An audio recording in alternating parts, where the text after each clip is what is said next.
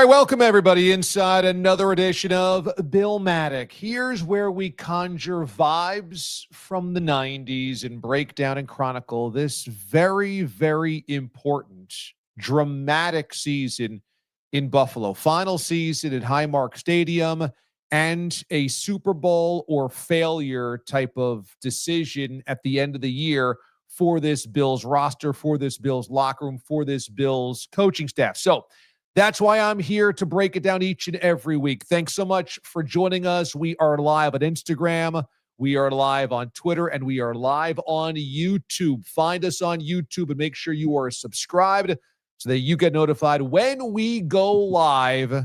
And this is only the first of 2 live shows tonight. We'll do another one at 7:30 Eastern time to recap the entire day around the NFL. And my friend, the Athletic senior NFL insider, Diana Rossini, will join us a little bit later on in the evening. But let's break down everything that happened in this wild shootout in Buffalo. The Bills were desperate in this game, obviously. The Bills coming off that debacle of an effort against the Miami Dolphins last week, and they really had to win this football game. They really had to win this football game because everything seemed to be kind of on the precipice. And so here's my big picture takeaway. On a day, on a week against a good opponent, that's a quality playoff opponent in the Bucs, the Bills answered the call. You had to win. You got the win. And you can kind of wipe your brow. Okay, the calamity that was the Dolphins game is paused for the moment. Okay, for the moment, you don't have to think about that. They're back on the winning track. And look, this is a Bills team. To me, this is big picture. This is a Bills team that has beaten the Ravens, the Chiefs, the Buccaneers, all quality playoff caliber teams, right? And so they're good enough to play with these squads. They're good enough to play with the teams that will be in the playoffs. We know it's been rocky. We know it's been up and down. But this was, in the last 3 weeks, 2 very good wins, Kansas City and Tampa Bay. Second thing is, I thought it said so much when the Bills finally put it on ice, the final touchdown by Josh Allen, that Josh has this kind of huge Gronk spike in the end zone and just roars into the crowd. And I think that this has been a really difficult season for a lot of guys inside that locker room, for the coaching staff. Despite being 6-3, now 7-3, there's been a lot of what the heck is going on. And I thought that eruption by Josh said a lot, and that was a good thing. That was a release. That was a pressure release. That was a pressure valve. And that says the most important guy in the locker room, the most important guy on that team, feeling confident, emotional, and here's the exclamation point. That's a really good thing. So there's good. There's good, and obviously one of those games that if you were at that game at Highmark today, you say, I was at the Bills-Bucs game when Josh went crazy, and Josh had all these touchdowns, and it was a great shootout. I mean, that's a tremendously entertaining game, both sides, back and forth. So that's all the good, and we'll get into the minutia of the good coming up here shortly. The Keon Coleman decision to deactivate him for this week has to also be addressed, because that's a big deal. And earlier in the week, when Sean McDermott was non-committal when asked about Keon Coleman's effort, it said a lot. It said a lot. Instead of saying, we like where he's at, we like his effort, he's working hard, you don't see, not everything shows up on a stat sheet, the guy's got a great attitude. McDermott really hesitated to say anything about Keon Coleman. And by not saying anything, he said a lot. And then this week, when he is missing a meeting on Friday, there is a break point. And the fact is, today against the Bucs, when you put up 44 points and Shavers catches a touchdown and other guys catch passes, perhaps this is going to be the new norm. They have waited. They have wanted Keon Coleman to be something that perhaps he can't be, which is a wide receiver one. And I'm not sure if a bad attitude and lack of effort has been dogging the entire offense. I think that's a little bit too much to put on his plate. But clearly there was something amiss all season long. And today it was proven that they really don't need a great Keon Coleman to put up big points. So it is certainly worth watching, but that is a massive embarrassment to Coleman. And it proves all of the worries or the speculation or the theories that so many Bills fans had that there was a bubbling frustration with Keon Coleman, but they just wouldn't admit it. Now they've admitted it, and we'll see how Coleman reacts to it. Hit us up with your comments here, as well as always by hitting me up either on Instagram Live, on Twitter, or on the YouTube page, and all these comments kind of come in here. And so hit us up with all of those. It's really good to hear all you guys and see all you guys. As Red Rockland says, that was a great NFL game. Dude, it was tremendous. It was back and forth, big play after big play, two great quarterbacks, two good football teams. That was a lot of fun. It was probably a little too close for comfort for Bills fans, but yes, that was some vintage Josh Allen in there and some vintage Baker Mayfield, and that's a pretty cool thing.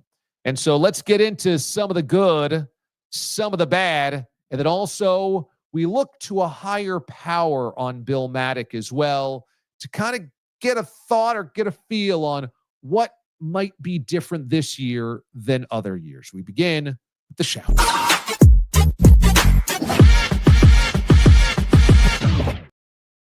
All right, so in terms of the good stuff from today, I mean, obviously Josh Allen and the offense kind of exploding for that many points.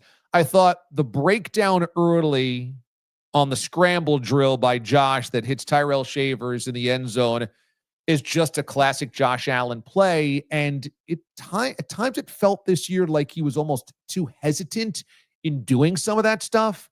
And I know that he's had a lot of the recklessness coached out of him, but there also has to be an element of, let's ride the Bronco here. And Josh, maybe at times this year has been a little too timid. Maybe he's been worried about his defense. Maybe he's been worried about his wide receivers, what have you.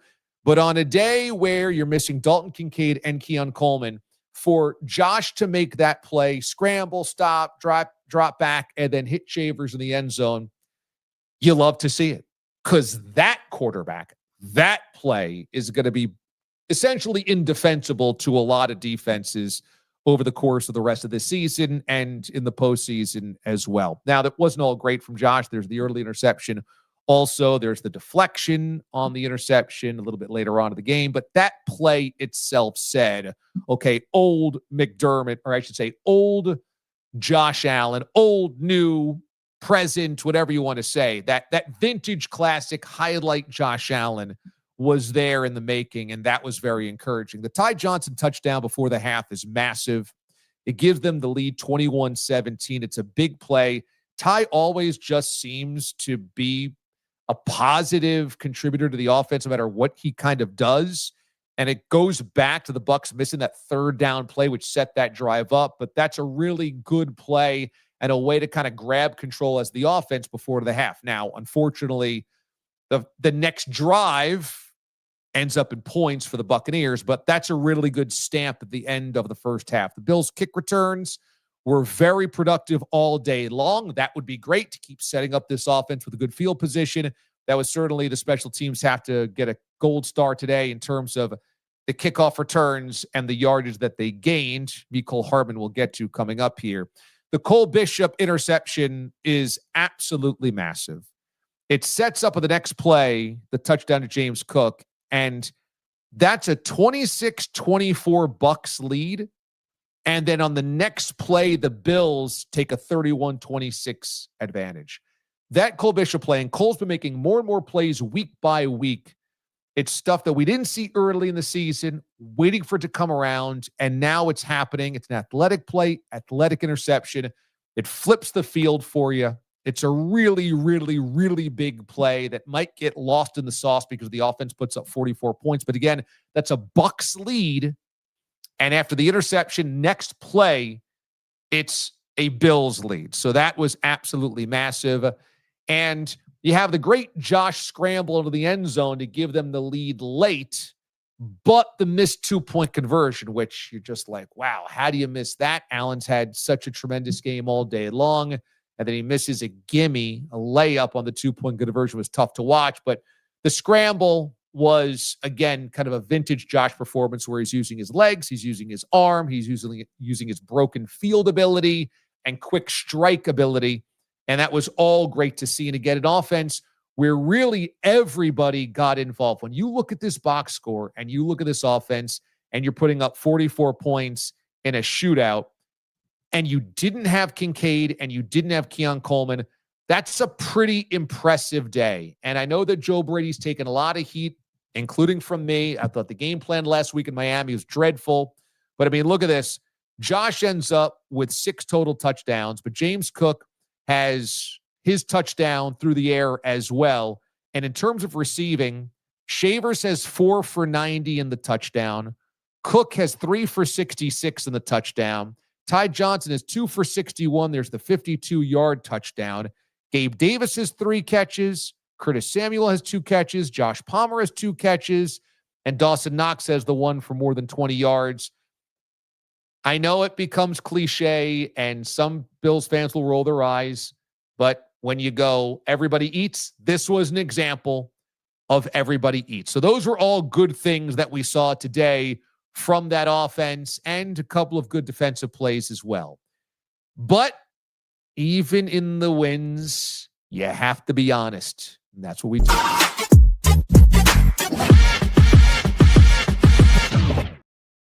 So when it comes to the negatives here, you know, it's obvious you have to look at a defense that continually gave up tons of big plays to that Buccaneers team. And it is going to be really difficult to win in January if you do not have a defense that can really step up and make some big plays and stop big plays as well. And so we got to go through some of this. In terms of the run defense, I mean, Sean Tucker had himself a career day, and he did so in the first half. Sean Tucker had a $106 today with 2 touchdowns, and he was off to a career day before the half. Bucs end up with 39 rushes for 202 yards. It is just one long day trying to stop the run. That's exactly what the Dolphins did last week. And when you look at some of the offenses in the AFC that you would have to run up against, the Colts with Jonathan Taylor run the football as well as anybody in the league. And it makes you wonder what JT would do against the Bills defense. And then there's the Ravens. If they get in and they've got Lamar and Derrick Henry, we saw what happened in week number 1 up until the collapse by the Ravens in the fourth quarter. That is clearly a point of, I think, embarrassment for the Bills defense, certainly a point of contention that they have to get better on, and we'll see if they can. But that was, again, discouraging to see back-to-back weeks where the run defense just could not stop a nosebleed. If you get into a shootout, it helps mitigate that, which today was. But you don't want to count on having to be in a shootout to stop the run. And the CBS crew, Ian and J.J. Watt, were bringing it up with the graphics. I mean, everybody knows the run defense is a problem, and it was again today. I thought, there was a couple of times where they shot themselves in the foot. You had the long kick return, which set up really good field position, and then Josh misses Samuel deep, and then Shakir is wide open on the far sideline. He misses that as well. And then you have that deflected interception on the 4th down. Josh trying to make something happen, throws it into coverage, deflected up, and almost better than getting stuffed at the line of scrimmage because it backs them up a few yards. But at the end of the day, self-inflicted wounds there. You had open guys, open receivers, and that was at a point of the game where it was still up in the air. End of the half, you take the lead on the Ty Johnson touchdown, and then the Bucs go 58 yards to kick a field goal to close within one. That's the point where, again, you just want to get off the field, make sure you're going into the halftime riding a high. Evan Washburn at the half gets Sean McDermott, and Evan doesn't basically ask anything that would make Sean McDermott bite his head off because he can tell that McDermott is not happy there, and McDermott gives him like a 5-word answer. So not the way you want to go into halftime. The Mecole Hardman fumble is an absolute disaster. You bring him in. He's got veteran experience, and you want sure hands out of him. And that's a devastating turnover, which leads to a short field for the Bucs, which they convert into a touchdown. And that's bad. And Joey Bosa, who has had a real up and down kind of year. When he's good, he's really good. Today, a couple of good, but also on that 3rd and 6 where Baker Mayfield kind of toys with him in the open field. Joey is looking like he's going to make the tackle, and then Baker just kind of goes right, cuts left, and it puts him in a pirouette. I mean, Bosa has his back turned after that to him, which is an ugly play, but thankfully did not kill them at the end of this game. Really, the big takeaway here in terms of the negatives, the rush defense just has to be better, and they will run up against teams in the AFC. Thankfully, the Chiefs don't run the football great. And the other AFC playoff teams, aside from the ones we mentioned, will want to rely on their quarterbacks. But Indy and Baltimore specifically are going to want to run the football and can run the football. And that has to be better if you're going to get through the postseason and get through teams like that. We always honor the Buffalo here on the show, and so let's do that before we wrap up.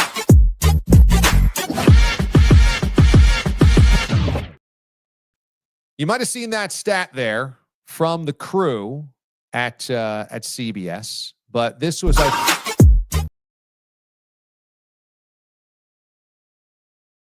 who we all know are seeking out that elusive Super Bowl appearance.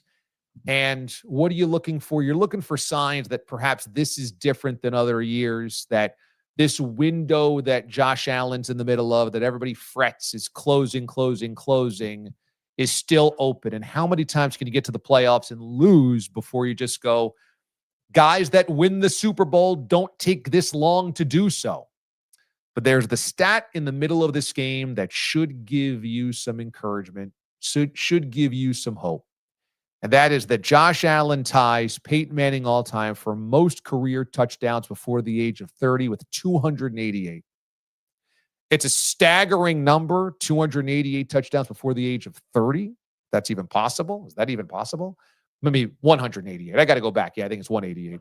But either way, when you're talking about whether or maybe it's 288 actually. When you're talking about this window closing, you have to keep in mind Peyton Manning, who is, for Josh, the thing to hang your hat on.